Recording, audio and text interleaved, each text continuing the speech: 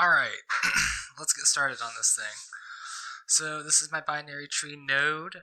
I made it just like the other nodes in the linked list and the call center, but like we just gave it 2 pointers, a left and a right one. Um,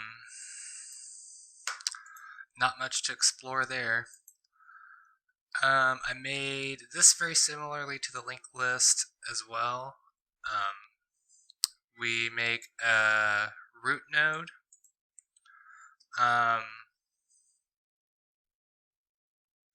made two constructors in this one initializing the root to null, and the other one um,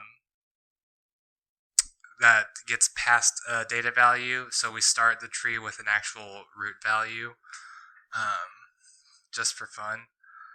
And then our add method here, I haven't actually looked at this since yesterday, so let's see if I remember what I was doing. Node leaf.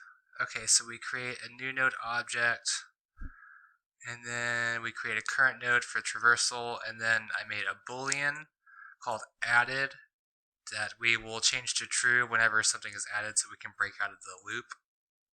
And this is our root check to see if something is null, and if it is, we assign the root that value of our node. Else, while not added, if data being added is less than the current node's value, we move left. And if the last child is null, we assign that value to the node, and then we change that boolean to true when we break out of the loop. Otherwise, we keep traversing left. And if the data value is greater than or equal to the current node data, and I should add that you only go left as the value is less than what node you're at.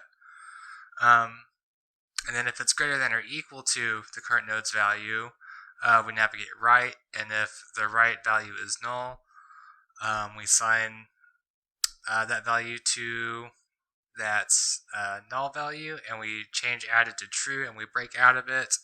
Otherwise, we keep moving right, and you just go over and over again until you populate all the values. And then the print, this gave me trouble because recursion makes my head hurt, but this is what I was able to gather. I looked at a lot of articles on this, and they all pretty much said the same thing.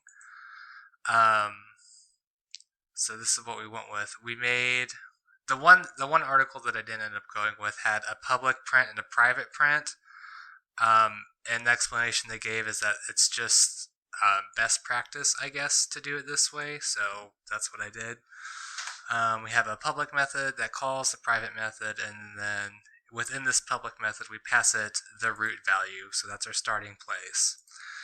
And then as long as the node is not null, we traverse the tree, and then we print out those nodes in order. So how this works, if I can remember it right, we start at the node, and then we see what's to the left because that's where the lower values are. And as long as we go left, we write out those values, and then when there's nothing on the left side, we go to our base case, and then we go right. I think that's how that works. Until we get through all the nodes. That's my understanding of it, at least. Like I said, recursion does not jive with my head, but I'm getting better, I think. So, this is our main method. I made two tree objects, one with a null root and one that I gave a value to. I just populated it with random integers and did it that way. That seems better than hard coding to me. And then this we're just we made a count variable, and then while the count is not equal to 7, I guess I could have just done less than 7 too. We just populate those nodes with a random number, and then we break out, we reinitialize it to 0, and we do the same thing here with the other object. And then, I don't need that.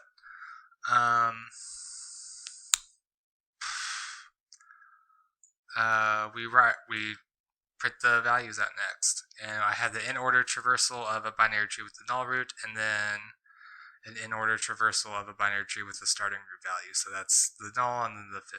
So let's run it and see what happens.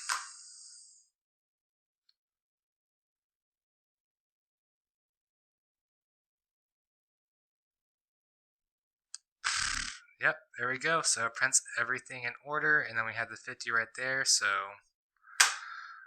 yeah, those are my binary trees. Any thoughts, questions, comments, or concerns?